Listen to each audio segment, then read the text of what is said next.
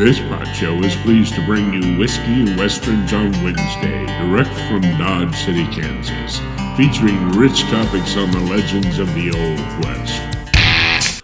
Whiskey to motivate, Westerns to inspire. Get it, play it, drink it.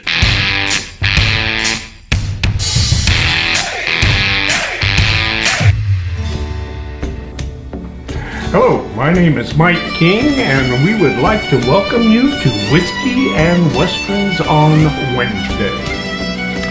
My name is Brad Smalley, and like always, we're going to sit here, drink a little bit of whiskey, and talk about one of the legends of Dodge City. And Brad, what is your choice of whiskey for this evening? Well, it's been a while since we did an Irish, so I thought it was time. We're going to do Jameson Caskmates. Oh, yeah.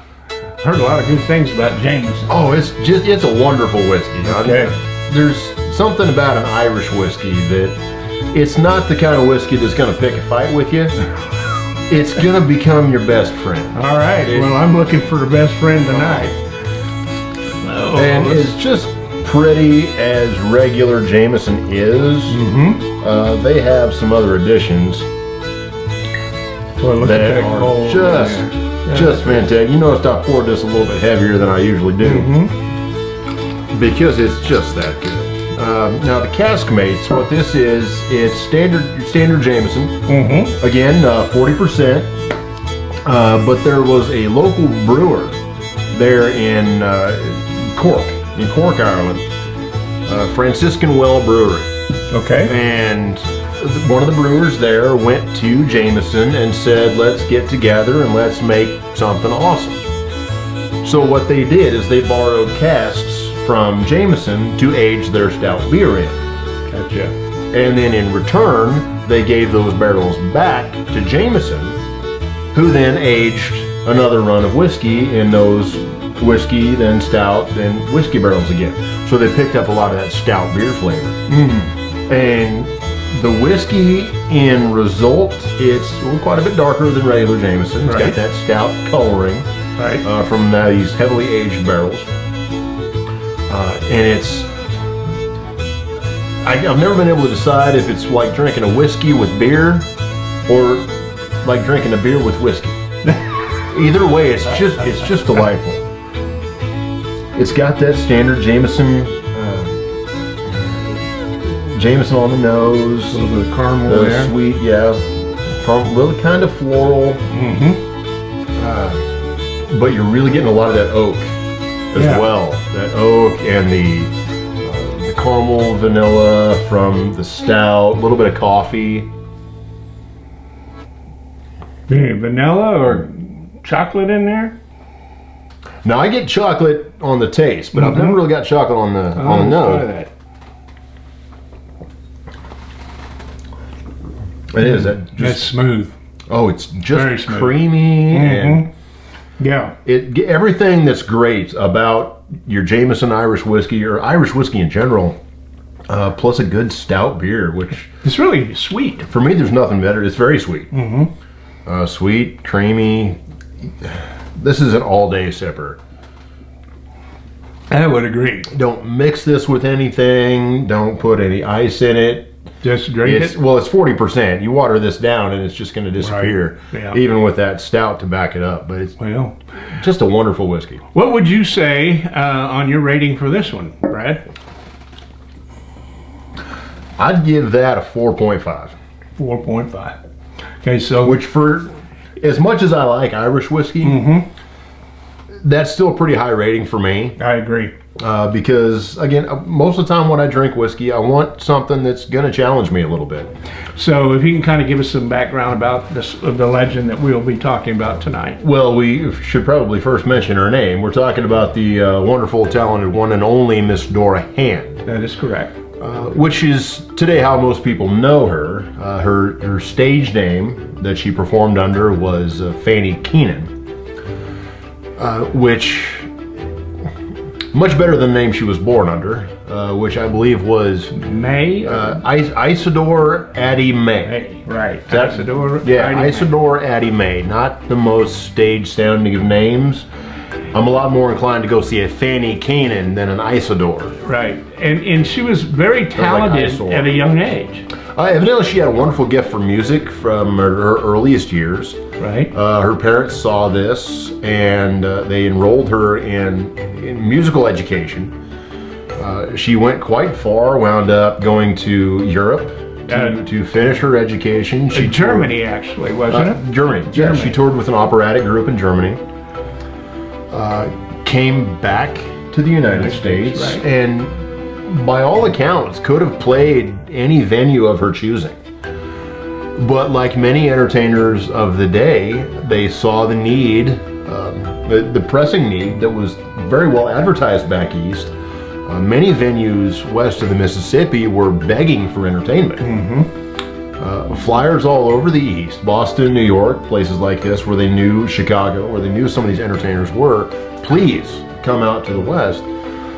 Well, Isadore, or Fannie Keenan by this point, decided that the itinerant roadster entertainer was the life for her, and she apparently loved it. And she ended up in Kansas City. She did. She got married to a Theodore Hand, which is where her the last name, the new last name, right, came into play.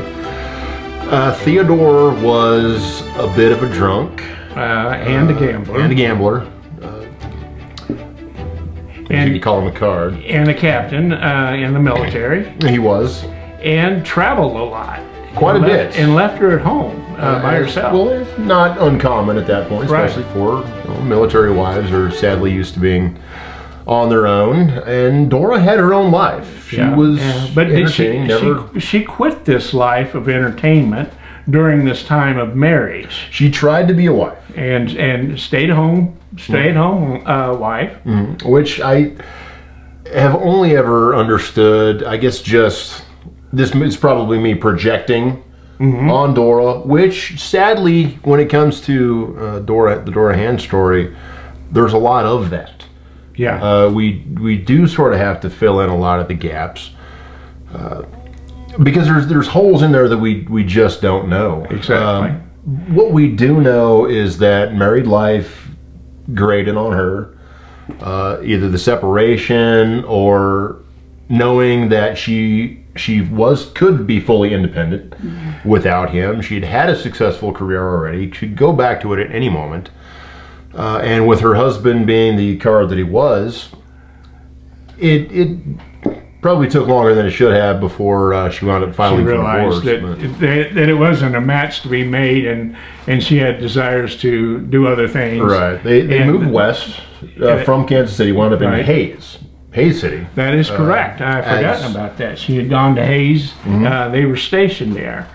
So often people did. Hays City at the time was, and we've mentioned it before on this show, even before Dodge City was Dodge, Hays was one of the wickedest places in Kansas. You had Abilene, Ellsworth, Hays, and then eventually Dodge. And of course, with the very strong military presence that Fort Hays had, it's also where the United States Marshal was based out of, Hays, for many years. And this is in the year, what, 1872? 71, 72. Yeah. So it's the early beginnings of Dodge City really wasn't there, but Hays and Hays City and Fort Hays was well established about that. Oh, very well. Yeah, Hays was founded in 1867, so it was significantly older than Dodge City. That's where everybody was. Yeah, right. We've got several Dodge City legends that started out in Hays as well. A lot of them did, in fact, yeah. And eventually I think it was Hays where she finally left Captain Hand. Right. She'd had enough of his drinking, his gambling, and there at Fort Hays was just as bad as Fort Dodge in the early years. She had enough and left, went back to her life as an entertainer. Did quite well at it. Before we get started on this week's Legend of Dodge City, I would like to introduce our guest. for tonight's show, Mrs. Callie Lyons. Welcome to the show, Callie. What made you decide to write a book about the murder of Dora Hand? Well, I grew up in Dodge City and spent my teenage summers working at Boot Hill Museum. That's when I first became aware of Dora Hand's story and so many others about the legends of Dodge City.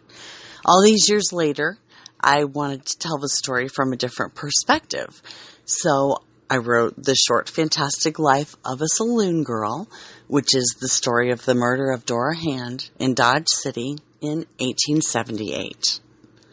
For most of the last 20 years, I've been a journalist and a nonfiction author. This is my first foray into the world of historical fiction. But of course, the newspaper articles of the day helped me to piece this story together. As you know, Dora was accidentally killed as she slept. The shooter intended the bullet for somebody else. A legendary posse was convened to pursue the killer. This posse included no less than Bat Masterson, Wyatt Earp, Charlie Bassett, Bill Tillman, and Bill Duffy. So obviously Dora Hand wasn't just any entertainer or saloon girl. Dora was engaged to Mayor Dog Kelly, who was the killer's intended target. As it happened, Dog was away at Fort Dodge seeking medical treatment. Dora was staying in his cabin with a friend and a fellow entertainer. Dora was known for her kindness. More than anything, though, she was known for her voice. Dora sang in the saloons, in dance halls by night, and in church on Sunday. This lovely creature was poised to become the First Lady of Dodge when her life was ended by a bullet from the gun of Spike Kennedy, a young Texas cowboy whose father was a cattle baron. This is obviously a work of fiction, but how close do you think you came to what really happened to Dora? It's pretty close. The book is based on real events, and all of the major players are real Dodge City legends. However, I've had some fun with the story. People from Dodge City, and especially those who worked at Boot Hill Museum in the 80s, will notice a few Easter eggs scattered throughout the book. In this telling of the story, you'll find an emphasis on the women who were there and the way they lived.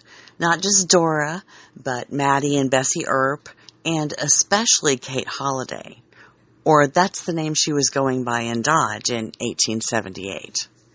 I think the woman we call Big Nose Kate is my favorite character of the bunch. Not only was she Doc Holliday's companion for a period of time, she was a serious match for him intellectually. This fascinates me. All of these women are really very interesting in their own right. There are so many stories about the men, but their women were amazing characters with stories of their own to tell. Well, what do you see as next in your ventures as a writer of fiction of the life of the saloon girls? This book is the first in a series of saloon girl westerns, as I like to call them. Western tales told from a woman's perspective, more specifically, from a saloon girl's perspective. The next book is about Fannie Garretson, who, as it turns out, is the survivor in the story of Dora Hand. Fannie was the girl in the other bed in Dog's cabin on the night Dora was murdered. This woman was scandalous, as you'll see. You can find this book on Amazon or by following my author page at calliejlyons.com. Thank you for letting me join you. Now, when Dora Hand arrived in Dodge City, Brad, she was with her good friend and housekeeper, Fannie Garretson. What was Dodge City like in 1878? In 1878, you were approaching the high water mark of the cattle trade. Dodge was very much at its peak. 1878 was an incredible year. We could do a podcast every day for a month just talking about the year 1878, right, and everything that happened. Dora arrived in Dodge City the fall of that year, which was kind of the start of the entertainment season. The cattle drives were starting to wind down. The city is still full to capacity, and there's just money is flowing like whiskey and water. So what entertainment establishments were available for the cowboys to visit, and where she might have been a part of? Well, the two big ones, you could argue that many of the saloons had stages in them and were entertainment venues in their own right, including the dance halls and such. But the two big theaters were the Comique, okay, and then Hambell's Varieties Theater, right, which was a wonderful venue. And even as much as everyone liked Hambell, it couldn't keep up with the Comique. The Comique Right. was the place to go. It was the place to be seen. So what side of the street would that have been on? Would that have been on the south side? Oh, both on the south. Both on the south. Both on the south. Okay. For a woman to entertain in any kind of venue, she could really only legally do it on the south side of the railroad tracks. Gotcha. Without being branded a whore. Okay. And so, there are really, that I have not found, is that there's really no photographs of the Comique Theater that I know of. Maybe there does exist some, but I don't know of any. We have some very good descriptions of it, as far as it was a two-story building. There were rooms on the second story. Eddie Foy, in his biography, gave some very good descriptions of the Comique. But as far as photographs, I don't think that there are any. Now, there is a good photograph of Hambell's Variety. Of the varieties, you can see in several photographs, Right. yes. And there's one picture where the Comique would have stood, it just out of frame. yeah, Just out of frame. But if there is a photograph, I haven't been able to find we it. haven't seen it either. But anyway, so at the Comique, what kind of entertainment would be going on there? Oh, they had the best. Comedy, song and dance, singing, opera, magic shows. Jugglers? Jugglers. For a couple of years, Eddie Foy and his partner Jimmy Thompson were the headliners Right. of the show. And again, Mike, have you ever read Eddie Foy's biography? No, I have not. Get a hold of that. There are just some delightful descriptions of his first impressions in Dodge City. But Foy, Thompson were just the darlings of Dodge City. Doc Holliday is known to hardly ever miss a performance when Foy and Thompson were playing. Dora Hand was engaged there for the fall of 1878, as was another, at the time, apparently very well-known actress. His name Hattie something. Yes, Hattie. And All I can think of is Hattie McDaniel, but that wasn't her. Yeah.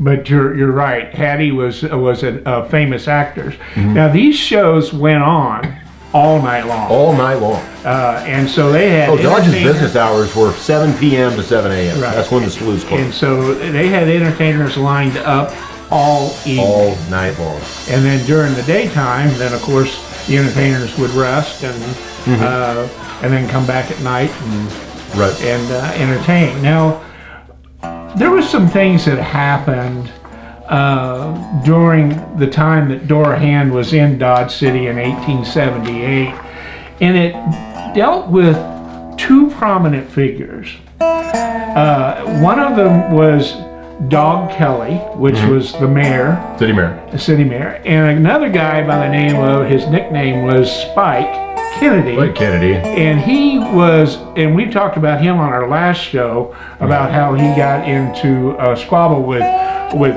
Print Olive. Right. But he's in Dodge City at the time. He really adores Dora. In fact, he has this image of her. Who didn't?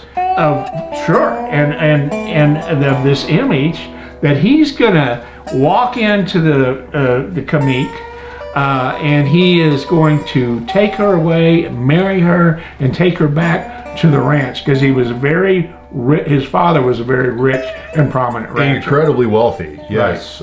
Kennedy, one N, by the way, not the two like the Boston Kennedys. But Mifflin Kennedy, his father, was partners with Richard King of the King Ranch. King Ranch, right, in Texas. In Texas, South Texas, King County, Kingsville. One of the biggest cattle operations in the state. Incredibly wealthy, financially powerful. They could throw their weight around, often did. And brought a lot of cattle to Dodge City. So they were treated very well. Oh yes. When they arrived. Oh yes. Their money bought them the prestige, as it does today. That's true. And earlier you said two prominent figures. I would argue that a little bit. You had one prominent figure, as in Dog Kelly, and one spoiled brat jerk. Okay. Well, if we want to coin Kennedy as a spoiled brat jerk, I would have to agree with you. And his entire history, that's what he was. We talked about the altercation with Print Olive. Right. It's a wonder that his mouth and his temper and his actions didn't get him killed before he did. And now he also brought a lot of guns with him. He did. He'd been arrested in Dodge City a couple of times earlier in the year. Once by James Earp. Right. James arrested him, which we actually didn't know for many years. That story had always that he was arrested by at least one of the Earp brothers that we knew. But recently, 7-8 years ago now, a missing piece of the Dodge City police docket, which had been stolen at some point in the past, was recovered. And we now have a lot of the documentation for arrests and such, and lawmen and events that had always been apocryphal at this point. But we now have documentation that they were. He was arrested by James Earp, Wyatt's older brother. Now, Kennedy and Dog Kelly already had a beef going between the two of them. They did. And then Dog Kelly started admiring Dora Hand because he really admired her, and so did Kennedy. Mm-hmm. But there was already a wedge between them. The two just butt heads. Yeah. After that, at the drop of a hat. So one night, just became a permanent grudge between the two. So one night, Kennedy is moving in on Dora Hand. Oh, he's in love with her. And Dog Kelly is in the same saloon. Mm-hmm. And it was Kelly's saloon. Right. The Yellowhammer. Correct. And so he goes in, he's going to make his move, and what happens? Well, Kelly was, I don't know that Kelly was necessarily in love with Dora, at least no more so than anyone was. Okay. But he was the protective sort. Kelly, for all of his boisterousness and his dedication to keeping Dodge City open and wild and woolly, he was also a very generous, kind man. He was known to, if you went broke in his saloon, he'd give you a few dollars, tide you over for the night, get you a bath, shave, place to sleep, whatever's left, come back the next night and spend that here. Right. That's the kind of guy he was. Right.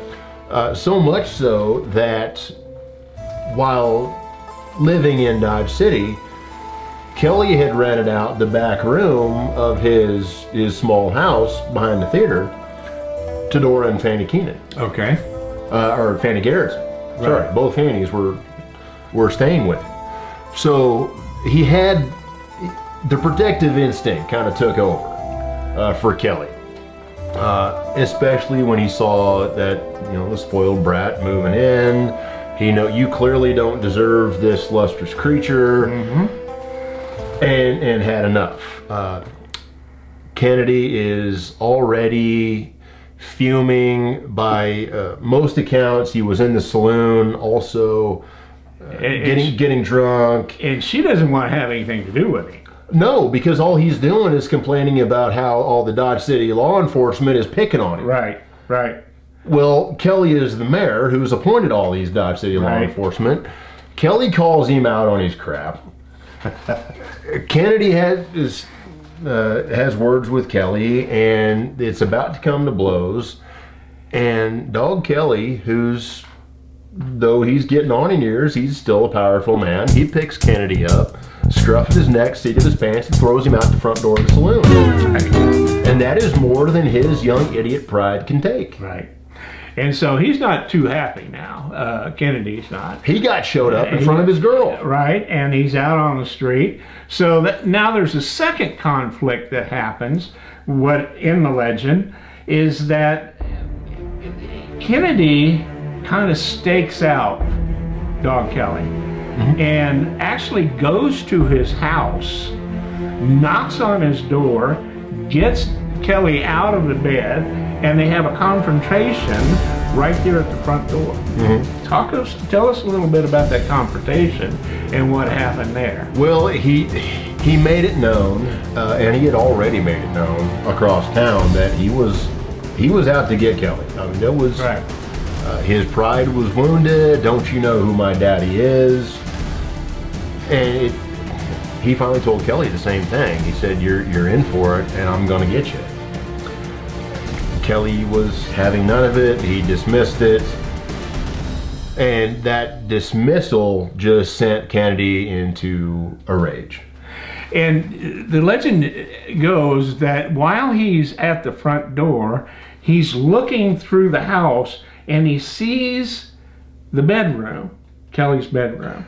It's only 2 bedrooms, yeah. And he then begins to plot how he is going to take care of Kelly. So then there's a time in there where it said that he left Dodge City and he went back to Kansas City. Went to Kansas City and bought a racehorse. And so now everything's all set up. He's got the racehorse. He's put it in the stables.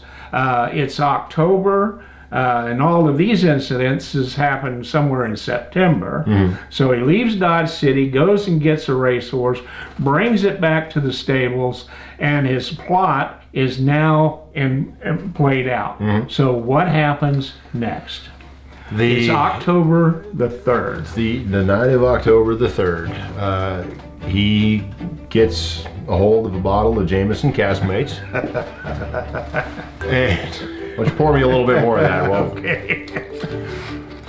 And he's had too much Jameson. He starts to brag. Okay. He's got his liquid courage all built up.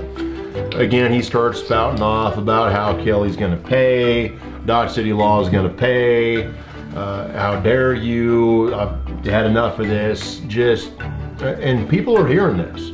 He's bragging about it. He's bragging loudly because in his mind, no one can touch him. Right.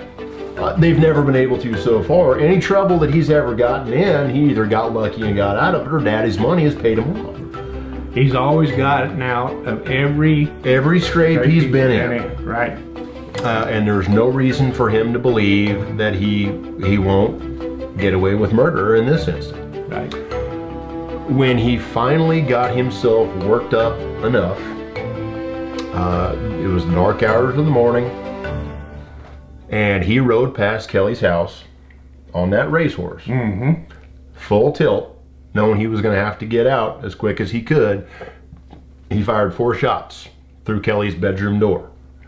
Yeah. After, as you say, he'd staked the house. And so he's thinking he is shooting. He's intending to shoot Kelly in his bed, in his sleep, cold-blooded murder, and ride off into the night. Right. But instead, what he did not know is that the evening before, Kelly was suffering from some sort of intestinal malady, stomach issue, we don't really know. But Kelly did not get along with the doctor in Dodge City. But he was on very good terms with the post surgeon out at Fort Dodge, right. Dr. Tremaine, being the military man that he was. Right. So he went out to Fort Dodge to see Dr. Tremaine, spent the night there. Now, Dora and Fannie right. Keenan, Dora Hand and Fannie Garrison, who had been sharing a bed, in the back room of Kelly's house, took the opportunity. Dog may have offered it himself.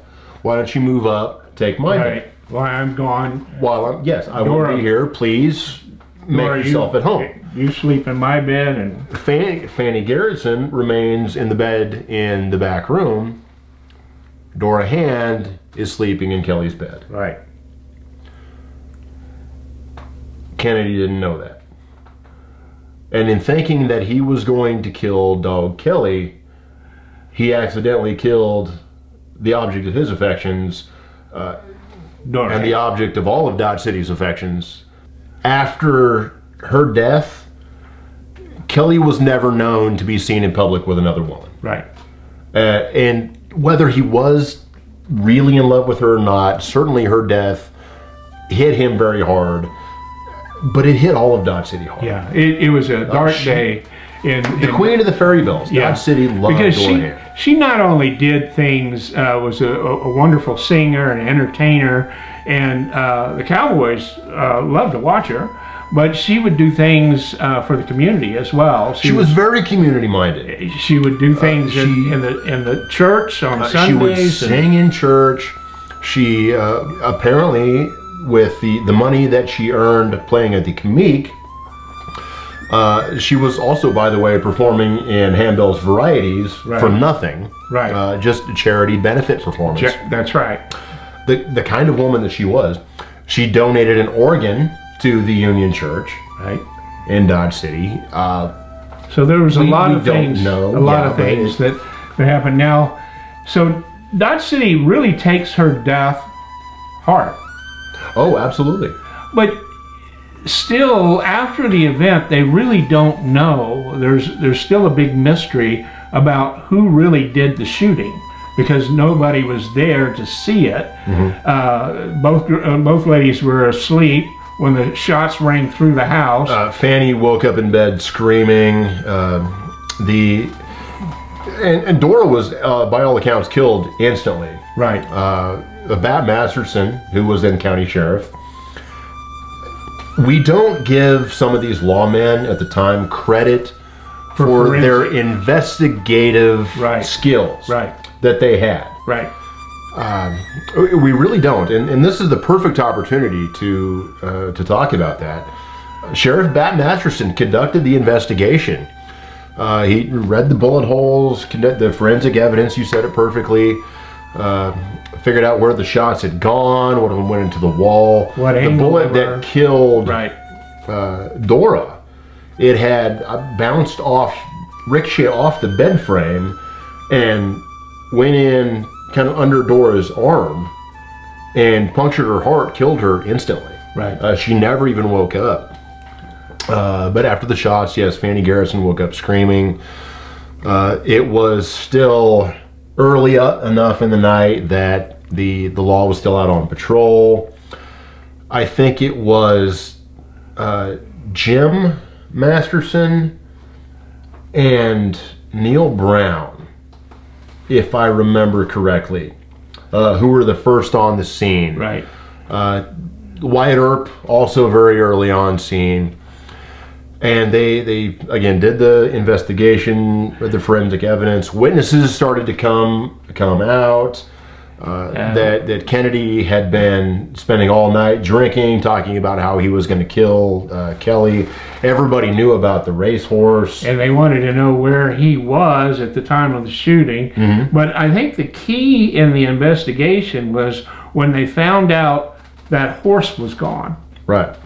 And when the guy who had put the horse up in the stables had come out and told them that when the horse was taken out of the stables, that really kind of put a focus on Kennedy, plus other evidence that they were gathering during the time. Oh yeah, there was really no doubt. So I guess at this point in time, you have one of the most famous posses, the Intrepid Posse, as they've come to be known. Right. Gathered together, and this is how many hours later do they actually saddle up their horses and take off after Kennedy. Not long. Say this was the dark hours of the morning already. About when 4 the p.m. murder Yeah. had happened. A.M. A.M., that's right, 4 a.m. By sunrise, they're about ready to ride out.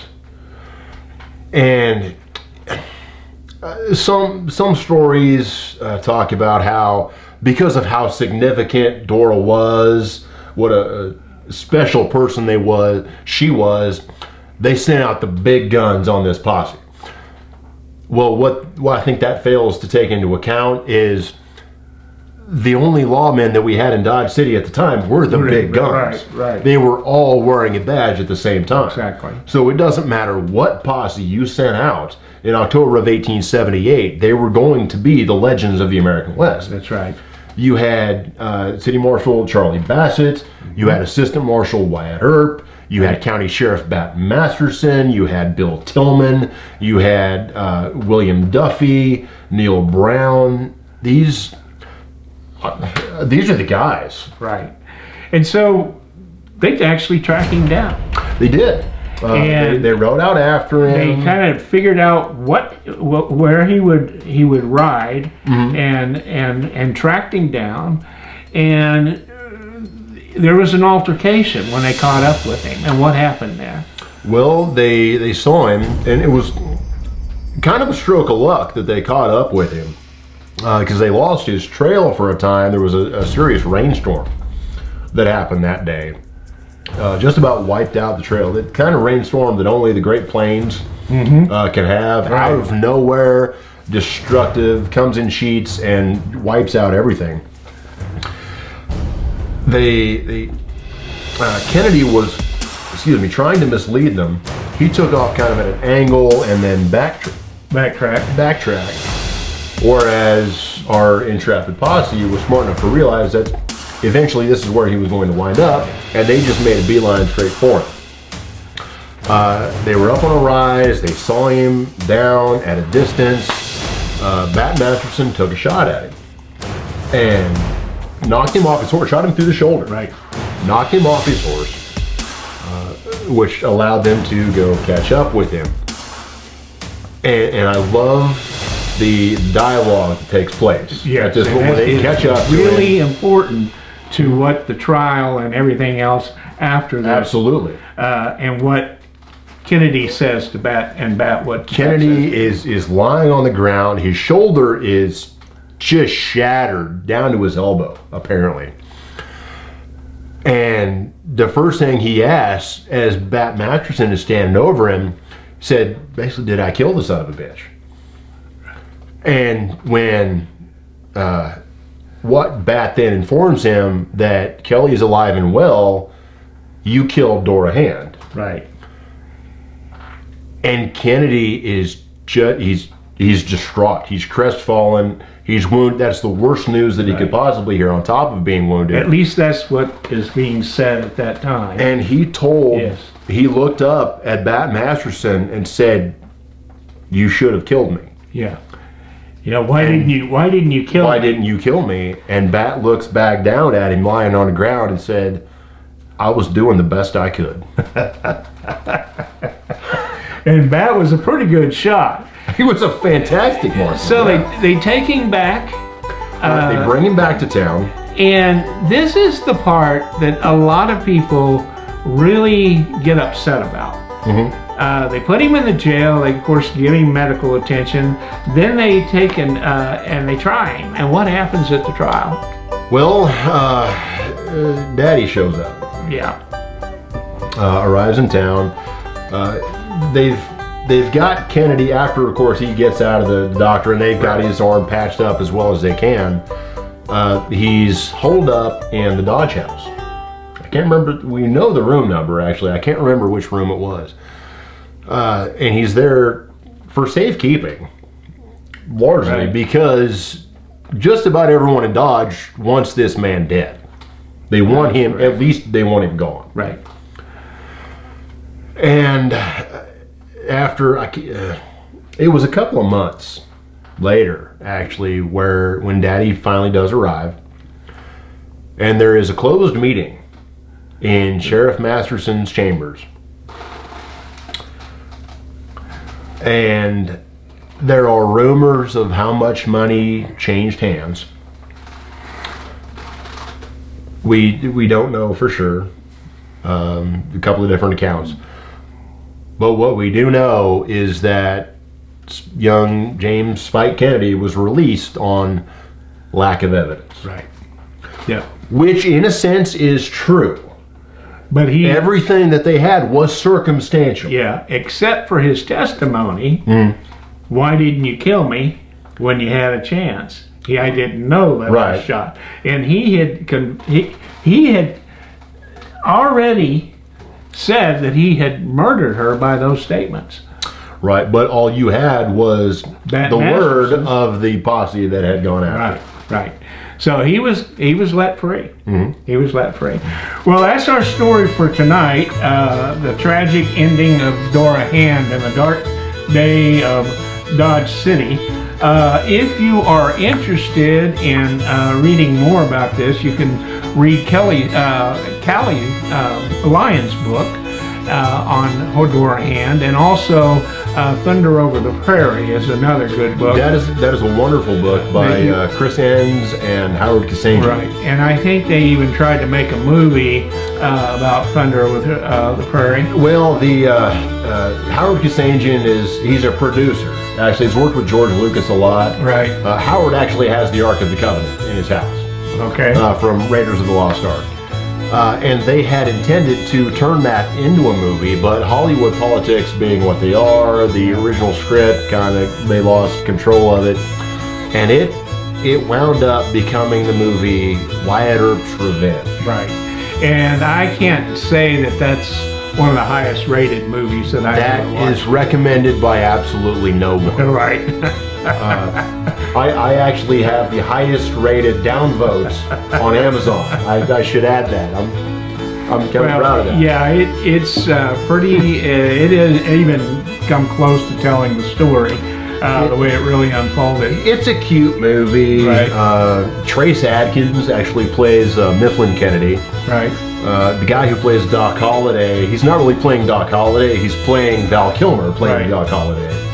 It's a terrible movie. Yeah, and even the characters aren't matched up. It's about Wyatt Earp tracking down the murder of the woman that he loved. Right. It's just crap. Don't watch it. All right. Well, toast to Dora Hand and Whiskey and Westerns on Wednesday. This is the second Whiskey and Westerns that we've done this month. This month? Yeah, we're on a roll. Yeah. So, the Fannie Keenan, better known as Dora Hand. Dora Hand. Well, that's it for now. Remember to check out our Wild West Podcast show on iTunes Podcast at wildwestpodcast.buzzsprout.com. If you'd like to view the video portion of our show, you can catch us on Facebook at www.facebook.com/wildwestpodcast or on our new YouTube channel at Whiskey and Westerns on Wednesday. Thank you for listening to our podcast. This podcast is licensed under a Creative Commons Attribute, non-commercial license.